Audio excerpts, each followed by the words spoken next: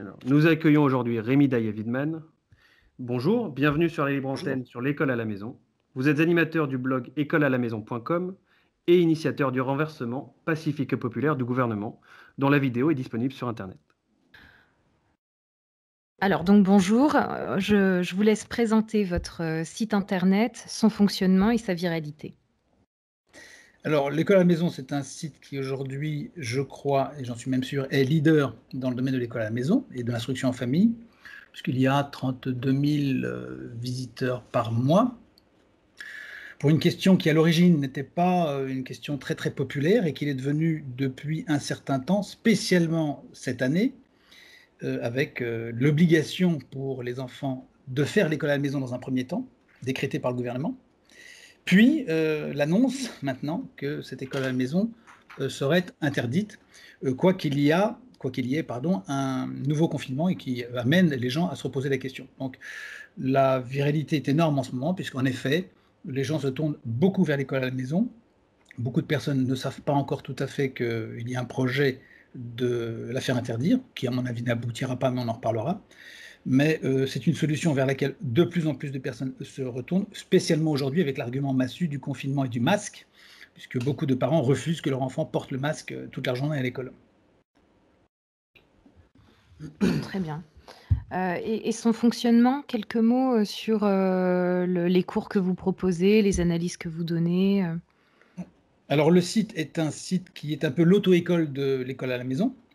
Vous venez sur le site pour apprendre comment est-ce qu'on fait l'école à la maison, pour être accompagné, pour connaître les démarches administratives, comment faire les choses, obtenir la concentration de l'enfant, sa motivation, la mémorisation des choses, avoir un programme digne de ce nom, ce qui hélas n'est plus le cas très largement à l'école publique, et puis faire des choses avec efficacité, obtenir l'autonomie de l'enfant, développer sa créativité, etc. Tout ce que les parents sont en droit de souhaiter d'une bonne instruction et d'une bonne éducation. Donc notre site accompagne les parents et leur montre tous les éléments. Alors la grande classique chez les parents, c'est d'abord de chercher un cours et de faire des démarches administratives, ce qui est une erreur, puisqu'en fait, ces deux questions-là sont moins de 1% de la problématique. C'est exactement comme si, voulant partir à l'assaut de l'Himalaya, vous préoccupez uniquement d'acheter un harnais, un piolet, et puis avec ça, vous estimez que vous êtes content et que l'aventure est pratiquement bouclée. Bon. Donc le cours n'est pas la réponse à toute la problématique. Loin s'en faut, les cours ne sont que des outils. D'ailleurs, on peut s'en passer, on peut parfaitement faire l'école à la maison sans cours. On parlera plutôt à ce moment-là d'instruction en famille. Et donc les cours ne sont pas obligatoires du point de vue légal. On peut parfaitement commencer l'école à la maison du jour au lendemain sans en avoir à référer à qui que ce soit, puisque c'est un droit absolu et très bien protégé par la loi française jusqu'à ce jour. On peut parfaitement faire l'école à la maison. Il y a juste deux obligations à respecter, qui sont une obligation déclarative. Donc on explique comment faire une déclaration. Surtout, il ne faut pas se tromper. Là, il ne faut pas raconter faut pas faire de bêtises. Il ne faut pas mal rédiger sa déclaration.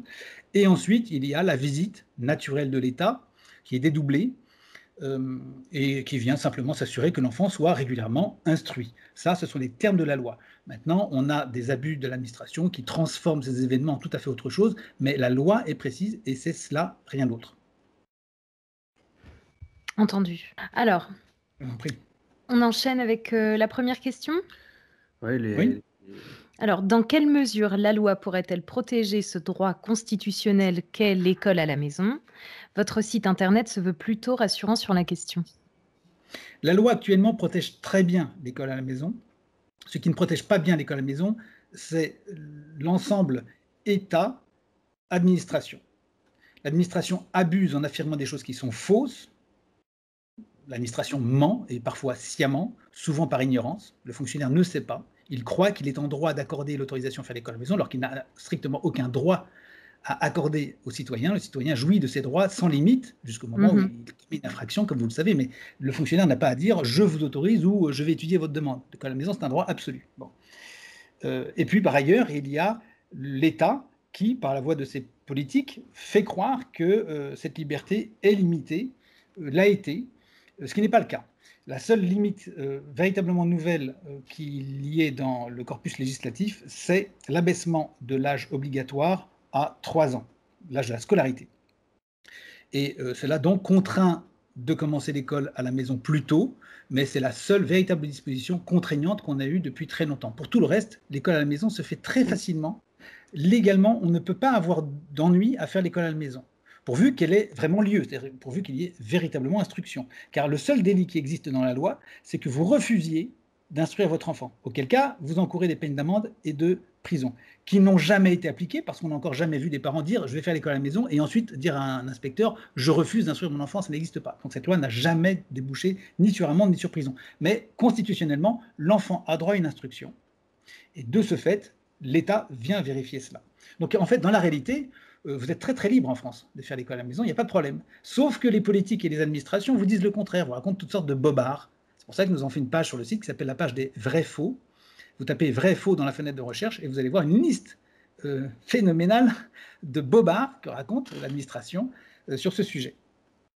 Et justement, suite aux annonces d'Emmanuel Macron qui souhaite du coup interdire carrément l'école à la maison à la rentrée scolaire 2021, vous pensez que ça n'a que très peu de chances d'aboutir? Est-ce que vous pouvez nous expliquer pourquoi? Du coup, D'abord, le président, il y a plusieurs choses ici. D'abord, le président ne fait pas la loi. C'est le chef de l'État, donc il doit en référer au corps législatif, à l'Assemblée nationale et au Sénat, donc il doit passer par le Parlement, première chose. Donc il ne décide pas des choses, il doit passer par le Parlement. Il faudra qu'il trouve au Parlement une majorité, ce qui me semble ne plus être le cas. Ça va être, à mon avis, délicat de ce point de vue-là. Il ne peut pas faire une loi anticonstitutionnelle, enfin le Parlement ne peut pas faire une loi anticonstitutionnelle, parce qu'à ce moment-là, ce serait retoqué par le Conseil constitutionnel, qui dirait à l'Assemblée, bah, votre loi, elle ne vaut pas. Et ce sera effectivement le cas. Cette loi sera considérée comme anticonstitutionnelle et sera également en violation flagrante de dispositions internationales et fondatrices, telles que la Charte des droits de l'homme, la Convention européenne des droits de l'enfance, etc. On ne peut pas séparer un enfant de ses parents sans leur volonté. Quand vous mettez l'enfant à l'école, vous dites implicitement « j'accepte que mon enfant soit séparé de moi ». Mais si un beau jour, vous dites « je refuse que mon enfant soit séparé de moi », il reste à la maison, personne n'est en droit de s'y opposer. Personne. Donc il faudrait arriver à abroger cette disposition pour obtenir la scolarisation obligatoire, ce qui n'est pas possible. Ou alors, dans ce cas, on arrive dans le chapitre suivant, si le Conseil constitutionnel et si l'Assemblée nationale marche sur tous ses droits, ignore les conventions, la Constitution et tout le reste, à ce moment-là, on bascule en dictature. Et dans ce cas-là, c'est extrêmement simple. Si on est en dictature, eh bien, à ce moment-là, on est libéré de tout. Et on n'a plus aucune déclaration à faire, plus aucune obligation vis-à-vis de l'État. Non seulement on est en droit de ne plus tenir compte de tout ce que va nous raconter le gouvernement, mais en plus on est même en devoir de lutter contre. C'est parfaitement prévu par la Constitution. Le citoyen a le droit et le devoir, pour ne pas en être complice, de lutter contre la tyrannie. Donc si la loi passe, c'est très simple. Ça va être très difficile de le faire. S'ils le font, eh bien elle n'a aucune valeur. À ce moment-là, vous continuez l'école à la maison sans aucun problème. On ne fera même plus de déclaration, c'est ce que je dis aux gens. Qu'ils la fassent. Ça ne change strictement rien. Au contraire, ce sera beaucoup plus facile de faire l'école à la maison. On refusera les contrôles, on ne fera plus de déclaration et tout ira pour le mieux. Et vous pensez que ce scénario est possible, puisque on voit que qu'au fil du temps, le gouvernement, enfin les gouvernements d'ailleurs, successivement restreignent de plus en plus ce droit qui est inaliénable, au point que Laurence Rossignol, qui était secrétaire d'État à la famille, a dit cette fameuse phrase « Les enfants n'appartiennent pas à leurs parents ». Qu'est-ce que vous pensez? Oui, et ça, c'est une vieille idée. C'est une vieille idée maçonnique. Les francs-maçons, depuis très longtemps, depuis la Révolution déjà, mais Payon l'a rappelé dans un de ses bouquins, ils veulent arracher les enfants à leur famille, etc. Donc ça fait très longtemps qu'ils considèrent que l'enfant doit être arraché à ce qu'ils appellent les déterminismes pour en imposer un autre, qui est celui de la République franc-maçonne pour l'essentiel, qu'ils veulent l'arracher à sa famille, à ses traditions, etc. Alors, est-ce que ce type de loi peut arriver? Oui, c'est évident, puisqu'on voit absolument partout des lois de ce genre qui empiètent les droits fondamentaux. C'est ce qui fait dire à beaucoup comme moi que nous sommes passés en dictature, en réalité.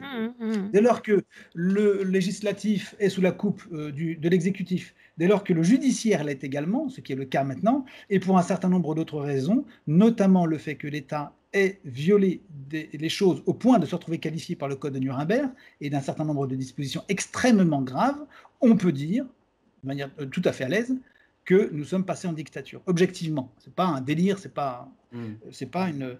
Tout ça, c'est mesuré, si vous voulez, parce qu'il y a quand même une école en Europe d'universitaires, de constitutionnalistes qui sont capables de mesurer.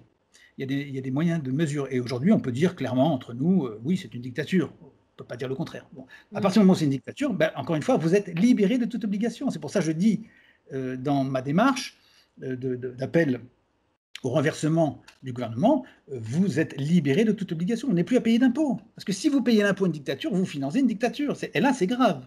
Parce qu'au regard de l'histoire et peut-être au regard d'une juridiction ultérieure, vous pourriez être considéré comme complice. Vous comprenez? Ce n'est pas seulement une histoire de droit, c'est une question de devoir aussi et de savoir où on va. Donc oui, pour vous répondre, je crois qu'on va officiellement vers ça. Dans la panique actuelle de l'État profond, disons apatride, international, il y a une velléité d'accélérer les choses et d'imposer un joug de terreur, de manipulation, de vaccination obligatoire, de confinement, toutes sortes de choses qui signent un peu la fin d'un temps, d'une époque, et ce contre quoi il faut aller maintenant, puisqu'ils en arrivent à cela, avec cette illustration absolument extraordinaire des Gilets jaunes, où on finit par éborgner les gens dans la rue, les matraquer sans droit, à faire venir des milices. Bon, là, à partir du moment où on rentre dans un rapport très basique, un rapport de force, et qu'il s'agit d'une affaire de gros muscles, bon, on va y aller. Et puis à ce moment-là, on va y aller, mais on va voir qui va gagner, parce que ça ne va pas pareil. On va pas y aller avec des matraques et des lacrymogènes. Ça va être autre chose. Et il faudra à ce moment-là que l'État soit suffisamment fort. Je ne suis pas sûr qu'il ait les moyens de se défendre aussi bien qu'il le voudrait. Petit clin d'œil adressé aux gouvernants. Très bien. Alors, votre bilan du premier confinement français, qui fut plus strict avec la fermeture des structures de l'éducation nationale, et en commençant par le point, en abordant tout d'abord le fait que les parents n'étaient pas préparés à avoir leurs enfants avec eux dans ces conditions. Et la question que l'on se pose, c'est est-ce une volonté de l'État pour donner une fausse impression sur ce que peut être l'instruction en famille, l'école à la maison? Je ne pense pas qu'il soit allé aussi loin, parce que vous savez que le niveau intellectuel dans le gouvernement n'est quand même pas très élevé. Je pense que dans un premier temps, ils ont voulu faire croire à une grosse panique mondiale en utilisant ce subterfuge et en disant il faut absolument plus se rencontrer en lieu public, donc on va confiner tout le monde, et donc par conséquent, on fera l'école à la maison. Donc ils ont rendu obligatoire l'école à la maison, après avoir critiqué l'école à la maison d'ailleurs pendant des années. Il ne faut pas oublier que l'école à la maison est dans le collimateur depuis toujours. Donc c'est assez cocasse de voir le gouvernement nous envoyer tous ces gens. Et puis ensuite, ils ont donc il y a eu cette période de déconfinement, les gens retournent à l'école sous conditions ou avec des difficultés qu'il y a pu y avoir. Et puis maintenant on reconfine, mais en disant que ce ne sera plus l'école à la maison. Bon, on est face à l'incompétence et l'irresponsabilité. On dit une chose et on propose son contraire. Est-ce que vous avez vu, du coup, suite au premier confinement, un changement dans l'éducation par rapport à l'école à la maison ou à l'école en général, les rapports aux enfants ou le comportement des enfants eux-mêmes? Alors, de manière générale, les retours sont très bons. J'ai beaucoup de gens qui me disent qu'ils ont retrouvé leur enfant, ils ont retrouvé un enfant souriant, plus équilibré, plus calme, beaucoup moins agressif. Oui, ça, on a beaucoup de témoignages en ce sens, en effet. Je pense que ça a amené aussi beaucoup de parents à prendre conscience de pas mal de choses, et notamment de leur rôle, des possibilités qu'ils ont de faire les choses plus simplement avec l'enfant pratiquant l'école à la maison. Ça évite quand même des choses assez compliquées dans la vie. En fait, l'école à la maison simplifie beaucoup de choses, surtout qu'on peut la faire en très peu de temps. On n'est pas obligé d'y passer 8 heures par jour. Donc, ils se sont aperçus qu'en fait, c'est une possibilité qui leur rendait une certaine souveraineté à la maison et un contact privilégié avec l'enfant. D'autant que l'enfant en était plus heureux et plus épanoui. Donc ça, effectivement, ça a beaucoup changé. Et c'est d'ailleurs pour ça qu'on a observé une augmentation énorme. Et pour vous dire, on était un peu submergé par une masse de gens qui se sont voués à l'école à la maison, au point que pour ne pas laisser des personnes sans réponse, moi j'ai passé pendant des mois ma nuit complète à répondre. J'allais me coucher à 7h ou à 8h parce que... Parce que tout simplement, il fallait répondre à une masse de gens, des milliers et des milliers de personnes qui nous écrivaient. Donc tout le monde avait une réponse et ça demande du boulot. Bon. Et alors, quelques témoignages sur l'impact des masques? C'est l'effroi chez les parents. Les gens savent très bien que ce masque est extrêmement dangereux pour la santé, et tout le monde le sait. Je crois qu'il n'y a pas de mystère.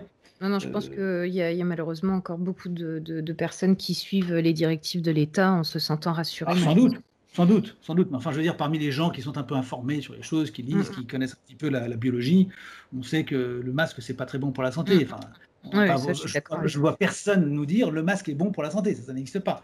On vous dira que ça n'a pas d'effet néfaste, mais on vous dira jamais que c'est bon pour la santé. Bon, mais de manière générale, tout le monde est bien d'accord pour dire que à la fois ce confinement est extrêmement néfaste et mauvais, et donc certainement voulu pour détruire l'économie, les indépendances locales, le niveau de revenus, etc. Et puis, ils sont aperçus, sans doute, dans l'affaire, que comme ça reliait un petit peu les familles entre elles, que ça remettait du lien social, que ça recréait de l'éducation et de l'instruction, c'est probablement aussi ce qui a amené Macron à dire non, non, surtout pas, ça n'était pas notre intention, messieurs des loges, non, non, on va supprimer cette école à la maison. Bon, on y reviendra après, mais je reviens quand même sur votre question sur les masques. Oui, il y a plein de gens qui sont effrayés par ce masque et qui n'en veulent pas. Donc il faut se battre avec l'école qui prétend qu'on a le droit de l'imposer, et les parents disent moi je n'en veux pas. Alors la seule solution, légalement aujourd'hui, pour éviter des difficultés avec le tribunal, c'est non pas de dire je veux que mon enfant aille à l'école sans masque, ou je le garde à la maison, il n'ira plus à l'école tant que le masque est obligatoire, parce que là, vous vous retrouvez sous le coup de l'absentéisme, et l'absentéisme, c'est prévu, maintenant, c'est qualifié par la loi, donc vous risquez des ennuis. La seule solution la plus simple, c'est de dire, mais moi, je fais l'école à la maison. L'école, à partir du moment où vous le dites, c'est de plein droit, l'école n'a plus rien à dire, l'académie n'a rien à dire, ni même le président, ni même le ministre ne peuvent s'y opposer.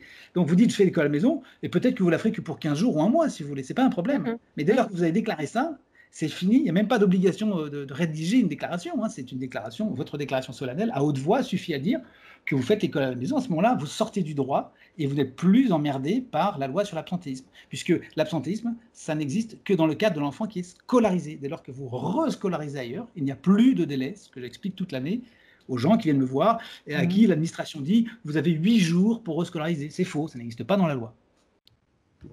Ce qui est très rassurant. Quelques avantages ou quelques raisons supplémentaires que vous voudriez avancer pour faire l'école à la maison ou l'instruction en famille. Ensuite, quelques difficultés que les parents pourraient rencontrer.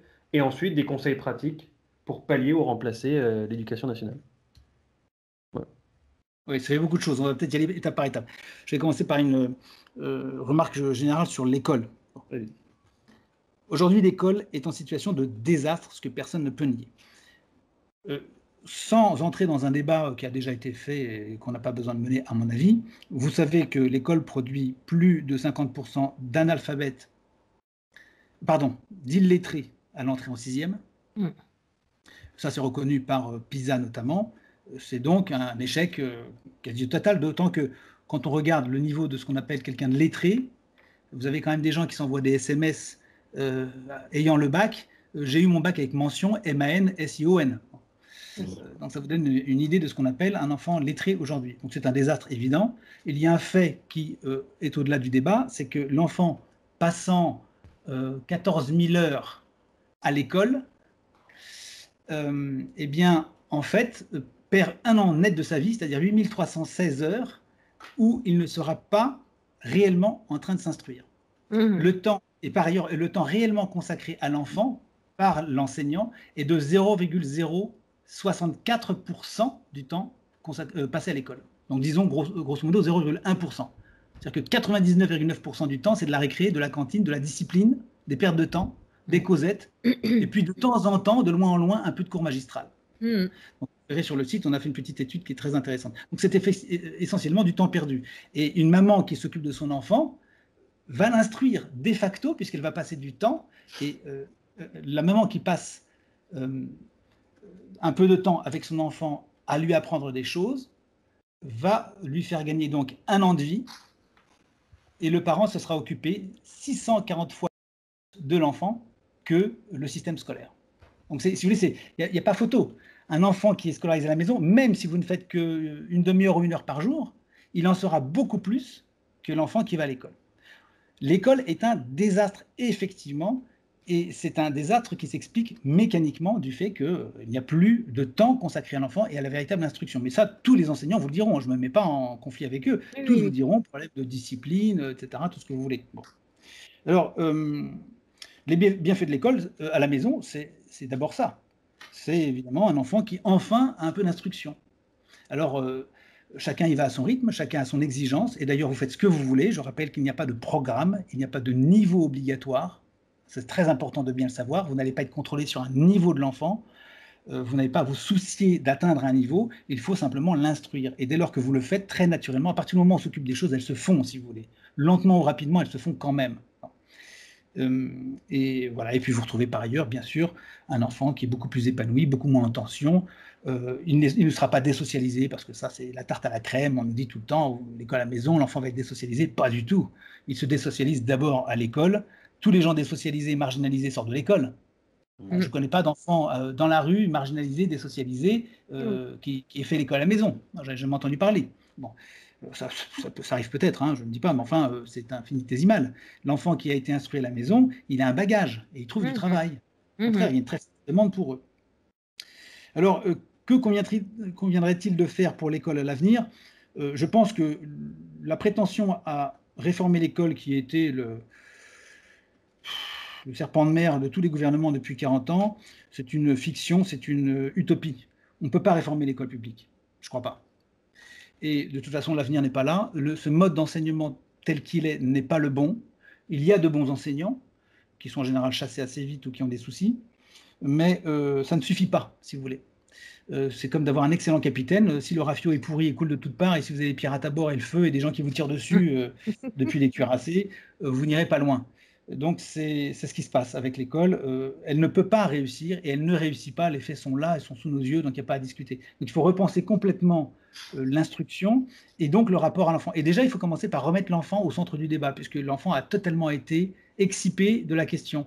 Il n'est question que de syndicats, de moyens, de budget, de ministères, etc., de sécurité, de portiques à l'entrée, de confinement, de masques. Mais l'enfant, il a disparu. D'ailleurs, quand on voit ce qu'on voit aujourd'hui, des enfants qui sont éloignés les uns des autres dans des cerceaux, avec un droit de bouger ou de respirer éventuellement toutes les 20 minutes, on se rend compte que l'enfant n'existe plus. Il n'y a plus de sentiment vis-à-vis de l'enfant. On n'a plus de sentiment humain, en fait. C'est horrible de voir ça. On a affaire à des cœurs de pierre et ils casent les enfants dans des coins et puis on leur colle un masque et ça montre qu'il y a un problème de désensibilisation de l'individu aussi. Ouais. Voilà, donc il faudrait aller vers un enseignement qui soit très très différent de ce qu'on a aujourd'hui, comme il en existe des exemples dans le monde, et l'école à la maison est un excellent moyen de redécouvrir les vertus d'un enseignement qui soit vertueux. On peut, un bon enseignement, ça a existé pendant très longtemps. D'ailleurs, je dis au passage que c'est la première fois depuis l'origine des temps qu'on dit l'instruction, enfin l'école, va être mauvaise pour toi.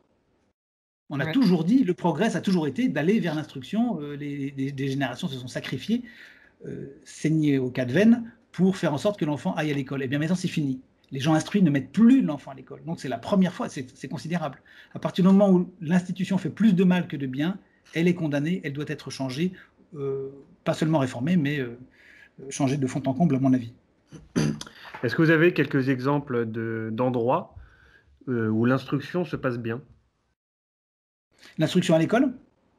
Oui, dans le monde ou dans certaines époques. L'instruction est très brillante à de nombreuses époques, ça c'est certain. L'instruction à l'école proprement dite, c'est un phénomène qui n'est pas récent, c'est quand même très très ancien. Bon, beaucoup de personnages ont été élevés à la maison. L'école à la maison, c'était le cas de Saint-Louis ou de Jésus-Christ, si vous voulez. Bon, ou Alexandre le Grand, il n'allait pas à l'école. Bon, et c'est toujours d'ailleurs le phénomène majoritaire à la surface de la Terre. L'école à la maison, c'est toujours le phénomène majoritaire. Il y a plus d'enfants qui font l'école à la maison que d'enfants qui vont à l'école sur Terre. C'est intéressant. C'est aussi, d'ailleurs il faut le savoir, les meilleurs résultats. En Inde, par exemple, il y a beaucoup plus d'enfants qui font ce qu'on appelle les dam schools, c'est-à-dire en fait des écoles de dames dans la rue. Bon. Eh bien, ces enfants-là coûtent moins cher à l'État et ont de meilleurs résultats. Et c'est pour ça que l'État indien les protège beaucoup. Les résultats sont meilleurs et ça coûte moins cher. Ça, c'est intéressant. Donc on s'aperçoit que c'est un mode d'instruction qu'il faut explorer. Et tout simplement, c'est pas compliqué, hein, c'est pas sorti. Il y a une relation directe. Quand une maman a affaire à 2, 3 ou 4 enfants, il est évident que l'explication sera beaucoup plus facile à donner qu'à une assemblée de 30 enfants. Bien sûr. Voilà, donc quoi d'autre? L'école en général a été bonne, elle a été très bonne tant qu'elle n'a pas été subversive, comme elle l'est depuis très longtemps.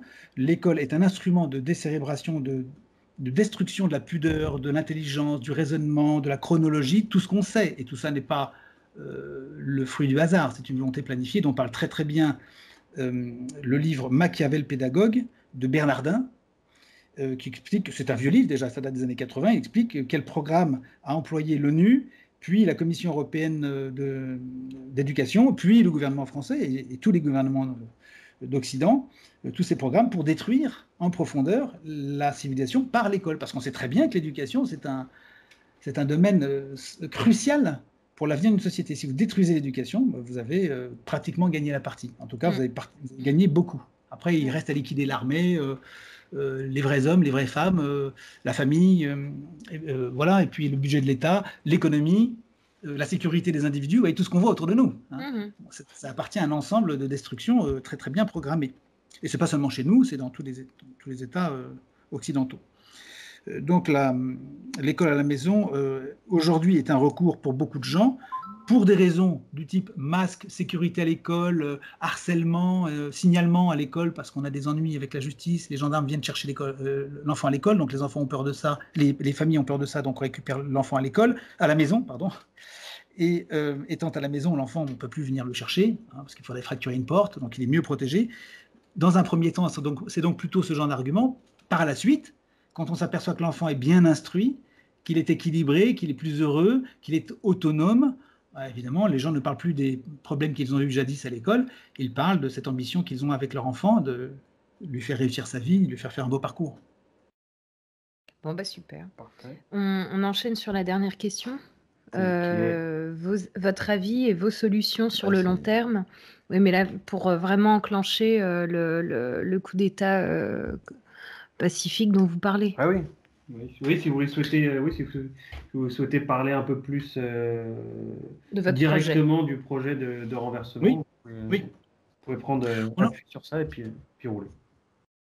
On en arrive à un stade, si vous voulez, dans tous les métiers, toutes les professions, que ce soit en justice, en éducation, en médecine, enfin partout, tout le monde vous dira, il y a un moment où ce n'est plus un problème de service ou d'une administration, c'est un problème global. On a un problème qui est un problème global. Nous avons tous, dans tous les métiers en France, nous avons un problème avec une structure, une hyperstructure qui est mauvaise. Et donc, on se pose la question, nécessairement, on se rapporte sur la responsabilité majeure et on s'aperçoit que ce n'est pas seulement le gouvernement, même pas seulement la Commission européenne ou le mondialisme. C'est plus que ça, c'est le mondialisme et un ensemble de systèmes, de régimes politiques qui sont en fait mauvais dès le départ. Parce qu'on peut faire remonter le problème et si vous allez interroger les gens des années 40 ou 50, ils vous diront que déjà il y avait des soucis qui pointaient. S'ils pointaient déjà, ce n'était pas le mondialisme. Enfin, c'était, si vous voulez, d'une certaine manière, un mondialisme de cette époque-là. Mais il y avait déjà le ver dans le fruit dans les dispositions légales des régimes politiques occidentaux. Il faut donc non pas seulement chasser Macron, il faut repenser complètement nos régimes politiques, réintroduire quelque chose de juste, simplifier énormément, arrêter de vouloir tout prendre, tout contrôler, tout écrire, parce que ça c'est une grande maladie, restaurer des choses extrêmement simples, des rapports humains simples, remettre du bon sens, et à ce moment-là, les choses se font de manière beaucoup plus naturelle. Je veux repenser l'école en repartant avec le patafard que c'est, l'énorme désordre que c'est pas forcément pertinent, je pense même que c'est totalement ridicule. Il faut repenser la chose pratiquement à zéro. Qu'est-ce que c'est qu'instruire un enfant? Et instruire, c'est pas éduquer, c'est pas pareil. Aujourd'hui, on appelle l'éducation nationale. C'est un scandale qu'un ministère se prétende éduquer nos enfants. Autrefois, on disait l'instruction publique, ministère de l'instruction publique. Bon, et il n'est pas normal qu'un ministère prétende se hisser à ce niveau où c'est lui qui éduquerait nos enfants. Donc, il faut repenser ces choses-là à la base. Bon. Ensuite, évidemment, il peut y avoir une part d'éducation à l'école, évidemment, parce qu'on ne peut pas complètement cloisonner l'instruction.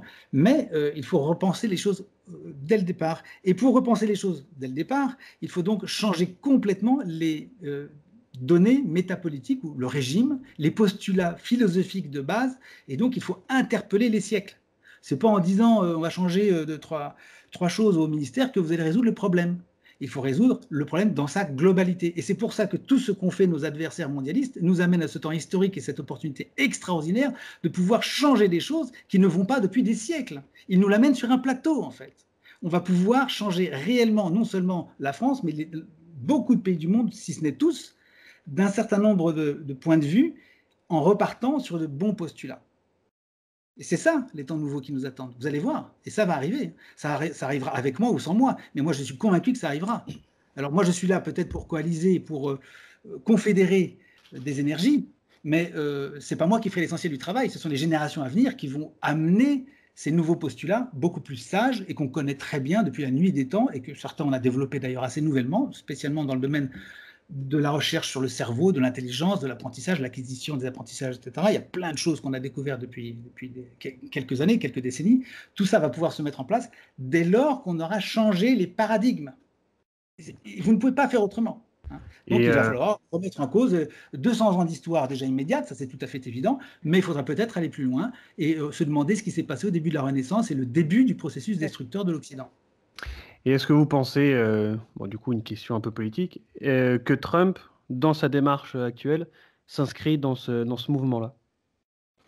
Je ne crois pas qu'il aille aussi loin. Je pense qu'il a pour l'instant pour mission pragmatique de détruire un ennemi qui a juré sa perte. Donc ça va être lui ou le système.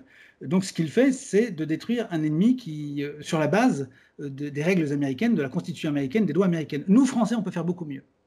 Parce qu'au lieu de dire on va en revenir à la bonne vieille loi française telle qu'elle était en 1970 ou 80, et qui n'est pas suffisant, on peut parfaitement dire, étant d'une certaine manière un peu la lumière des peuples, non, repartons sur un autre contrat social dès le départ, repartons sur les grands postulats que l'Antiquité nous a légués. Qu'est-ce que c'est que la démocratie, par exemple?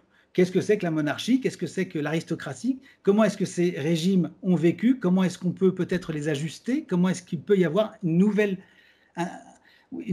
fondation au régime politique de demain? Est-ce que le politique doit être aussi important et si visible que ça, par exemple? Doit-il avoir autant de pouvoir? Ce n'est pas du tout certain. On peut reparler de tout ça.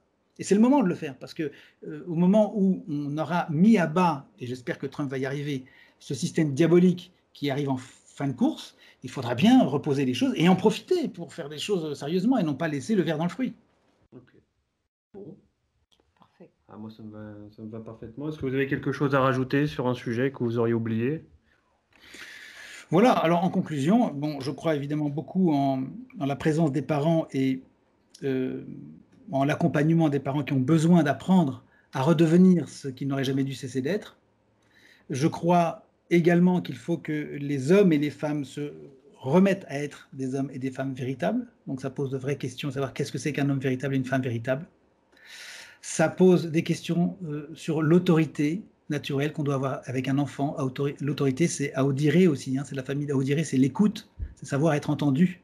Et savoir être entendu sans s'énerver, sans agressivité, avec l'amour nécessaire, et en même temps la force, la capacité à prendre les choses en main. C'est un peu l'appel que je fais aussi au peuple. Apprenez à prendre les choses en main. On vous a dépossédé de votre alimentation, de votre travail, puisque vous êtes salarié ou que vous êtes employé, que vous cherchez du travail sur le marché du travail. Vous ne le faites plus, pour beaucoup d'entre vous, vous ne faites plus votre travail par vous-même, vous ne subvenez plus vous-même à vos besoins, vous avez besoin d'entreprise. On a subvenu à vos opinions par les médias, etc., etc. On vous a dépossédé en fait, en voulant vous aider. À l'origine, je pense qu'il y a eu quand même là-dedans si vous voulez, Garibaldi, il était sincère, il pensait qu'il fallait aider les peuples, subvenir aux besoins de chacun, des nécessiteux.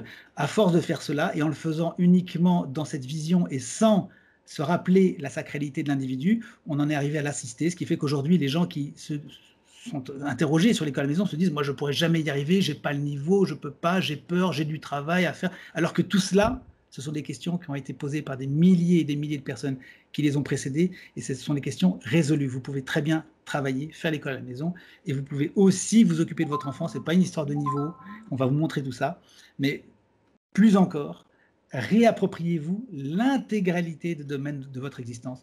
La clé est là. Rémi Daillet-Wiedemann, merci beaucoup. Merci à vous.